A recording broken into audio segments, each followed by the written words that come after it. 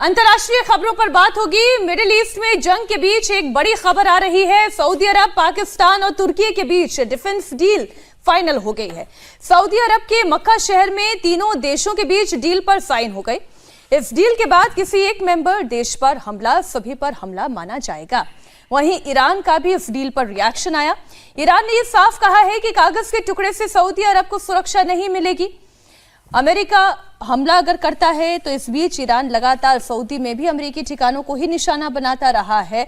तो कागज का टुकड़ा है क्या ये एक बड़े खतरे की घंटी है जो ईरान एक इशारा कर रहा है। इस पर चर्चा हम करते हैं। विजय जी, मुस्लिम ब्रदरहुड, एक पाकिस्तान भी तो मुस्लिम ब्रदरहुड कर रहा था, एक ब्रदरहुड डोनाल्ड ट्रंप भी करने की कोशिश कर रहे थे।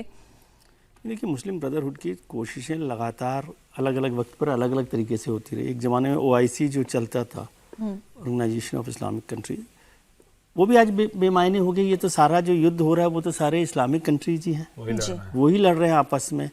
और तुर्की, पाकिस्तान और इस सब की बात की है तो पाकिस्तान ने तो बड़ी अभी मदद की है ईरान की, जब वो अमेरिका बार बार जा रहे थे जी, तो उस दौरान उन्होंने ईरान की मदद की होगी लगातार। ये जो लेकिन ब्रदरहुड वाली हम बात कर रहे हैं, ईरान के लिए ये कितना बड़ा खतरा है?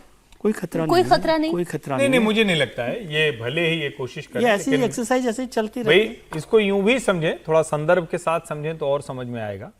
अगर अमेरिका के साथ सऊदी अरब की जो संधि है, जो उसका पैक्ट है, जो उसके बेसेज हैं, जो मिलिट्री और नेवल, वो नहीं बचा पा रहे हैं तो फिर क्या खा के पाकिस्तान और तुर्की बचाएंगे? मुझे लगता है कि तीनों के अपने अपने हित हैं, उसके लिहाज से उन्होंने एक डील की है और वो उसको। वैसे पाकिस्तान से ईरान का बड़ा आत्मविश्वास बढ़ा है जब से पाकिस्तान ये सोचेगा ना कि भाई भारत से मुझे बचाने के लिए, कम से कम मैं तो बचा नहीं सकता अपने आप को, तो थोड़ी बहुत हाथ तुर्की लगा दे, सऊदी अरब लगा दे। लेकिन पाकिस्तान को पता नहीं कि वो किसी के साथ भी डील कर ले, भारत से तो कोई नहीं बचा सकता। तुर्की ने पहले भी ऑपरेशन सिंदूर के समय में भी अपना सब कुछ दिया ही था, लेकिन क्या हुआ, मटिया मेट हो गया।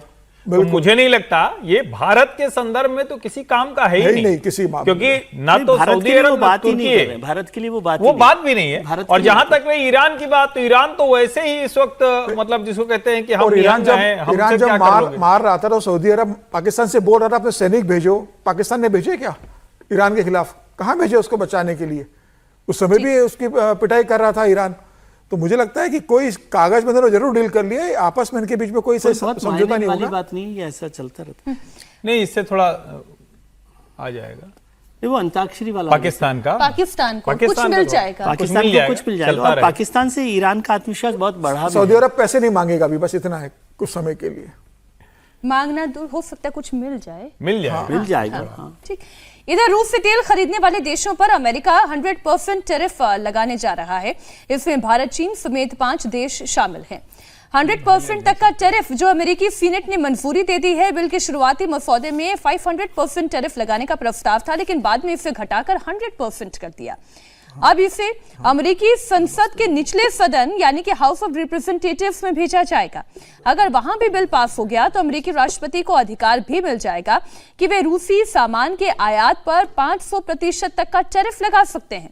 बिल के मुताबिक भारत, चीन, स्लोवाकिया, हंगेरी, अजरबैजान पर 100% टैरिफ लगाने की तैयारी है, जिसे अमेरिका में ही सदन में एक सांसद की तरफ से यह कहा गया। एक तरफ तो आप भारत को नजदीक लाने की कोशिश करते हैं, ये सोच के कि कहीं वो चीन के, रशिया के नजदीक ना चला जाए, और फिर आप उसके ऊपर इतना टैरिफ लगाते हैं कि अपने आप ही उसे चीन और रशिया के पास ही जाना पड़ेगा। ये आईना दिखाने का काम अमेरिकी सांसद ने ही अमेरिका को किया है। सबसे बड़ी बात है कि ट्रंप को जब अमेरिका ही सीरियस नहीं ले रहा तो हम लोग सीरियस ले रहे हैं, ये भी एक बड़ी कठिनाई है। लेकिन सर टैरिफ तो लगाने की तैयारी कर ही ली है ना उन्होंने, मंजूर कर दिया। इससे ज्यादा सीरियस क्या हो सकता है? नहीं, सीरियस है, लेकिन सबसे बड़ी बात है सेनेट ही सबसे मुश्किल जगह थी। देखिए, पिछले टैरिफ में भी हुआ था, यदि भारत को नुकसान हो रहा था तो उससे अमेरिका बचा नहीं, आम आदमी का विरोध वहां पे बढ़ा। चूंकि बहुत सारे ऐसे खाने की सामग्री वहां जाती है, हमारी निर्भरता उस पर है कि हम तेल के लिए भी उसके पास जाते हैं और विश्व संजीत के लिए भी जाते हैं। लेकिन बहुत सारी मुश्किलें हैं जो अमेरिका को झेलना पड़ेगा आज के डेट में।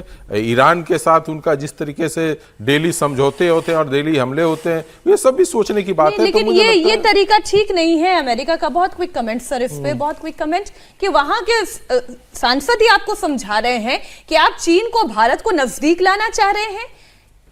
नहीं, ट्रम्प जी बोलिए बोलिए, आप बोलिए। ट्रम्प की पॉलिसी सचमुच थोड़ा सा जिसको कहें ना कि कभी इधर कभी उधर ये चलने वाली है, और चूंकि सेनेट से मंजूरी मिल गई है तो सीरियस तो हमको इसको लेना ही पड़ेगा। और वो 100% टैरिफ लगा रहे हैं, इसका दो मतलब है। एक तो ये कि भारत ने रशिया के साथ ऑयल इंपोर्ट कभी बंद नहीं किया, ये उनको परेशान करता है। जो भारत में कई बार होता है कि मोदी डर गए, देश डर गया, तो ऐसा होता नहीं। दूसरा, जो ट्रेड डील भारत के साथ हो करना चाह रहे हैं, जो जिसको मैं ज्यादा महत्वपूर्ण मानता हूं, उसमें अमेरिकी शर्तें भारत मानने को तैयार नहीं है।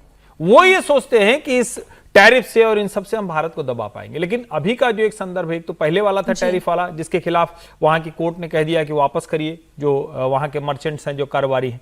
दूसरा, अभी 25 राज्य 25 स्टेट्स ऑफ अमेरिका वो गए हैं, लॉसूट फाइल कर दिया है छोटे बिजनेसमैन के साथ कि ये जो अभी बढ़ा के इन्होंने अलग से टैरिफ लगाया है, जो सेकंड राउंड में लगाया था, उसको भी वापस लिया जाना चाहिए। वो इलीगल है।